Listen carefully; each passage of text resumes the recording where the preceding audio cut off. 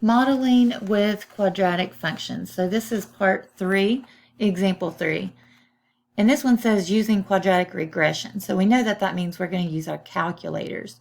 So the table shows fuel efficiencies of a vehicle at different speeds. Write a function that models the data. Use the model to approximate the best gas mileage. All right, so if we look at our calculator, we know that we can put our table of values in our calculator just like we did for a linear equation when we wrote a linear model. So we're going to do the same thing except we're doing quadratic regression. So that means we're going to do a quadratic equation. So we're going to go to Stat and we're going to do Edit first.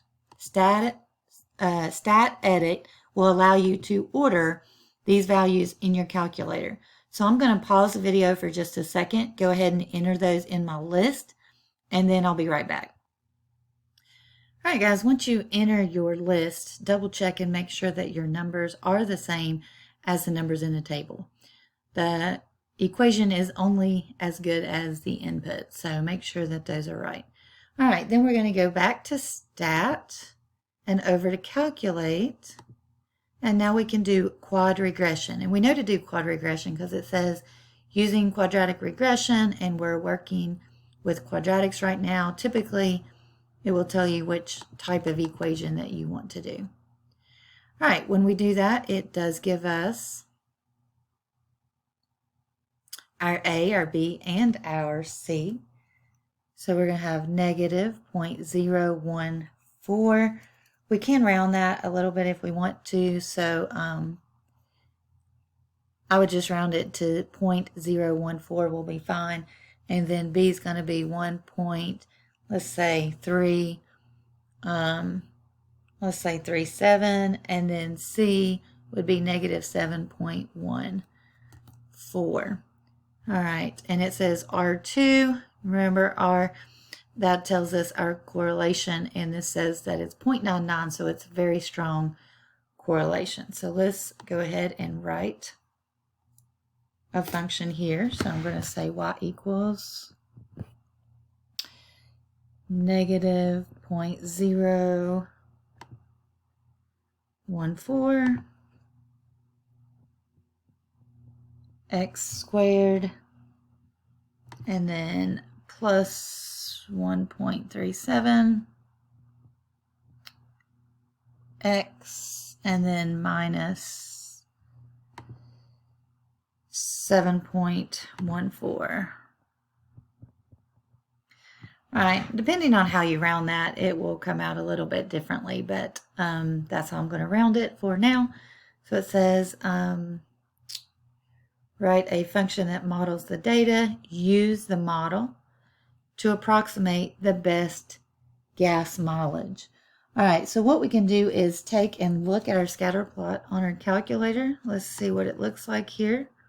So if we do second stat plot and we turn this on, and you can see it's already on stat plot. Hit graph. This has another equation in it, so let me get rid of the old. That's from a previous example. Right now, all we have in here is the points. All right, so we want to take this equation here and see if it looks like this set of data. We can do that. We can go to y equals, and we can go to vars 5 equation, and I'll copy that equation over. You can see this is the C part, the negative 7.14. This is the equation that we just wrote, this model right here that we wrote using those points. We let the calculator write an equation given those points, and you can see that that equation does in fact go through that set of data. So the 0.99 shows that it's very close to that model, is good. And now we want to represent, it says approximate the best gas mileage. So the best gas mileage would be up here where the vertex is. So let's do second trace, and we're going to do maximum. And we need to do left bound We need to scroll over and do right bound.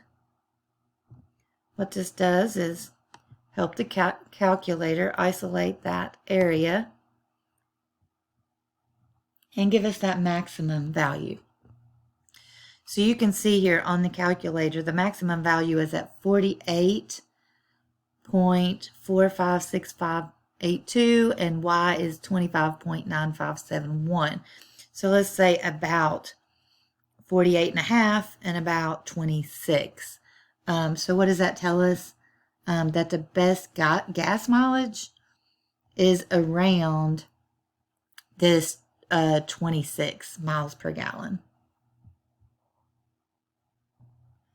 Looking at the table here, remember that X is your number of hours, miles per hour, and then the Y value would be miles per gallon. So the Y value is the miles per gallon. So the best gas mileage would be around that Y value here, which is close to 26 miles per gallon. All right, last question, self-assessment. The table shows an estimated profit, Y in dollars, for a concert when the charge is X dollars per ticket. Write and evaluate a function to determine the maximum profit. So again, you're going to be looking at a quadratic regression. You can take your calculator, and if you hit clear here, what you can do is second plus 4, and that clears your list. So you can clear your list. So when you go back to stat to edit, you have a clean list and you can start fresh. So go ahead and work on that, and I'll be back shortly with the answer so you can see if you did it correctly. All right, if you did this, you should have got an equation close to y equals negative 100x squared plus 2000x minus 1000. And to find the maximum profit, again, remember that's your y value here. So the maximum profit would be about $9,000. You can see that X is the ticket price, Y is the amount, the profit. So to find the maximum profit, you have to find the Y value of the vertex. All right, that's all for this lesson. If you have any questions, please let me know.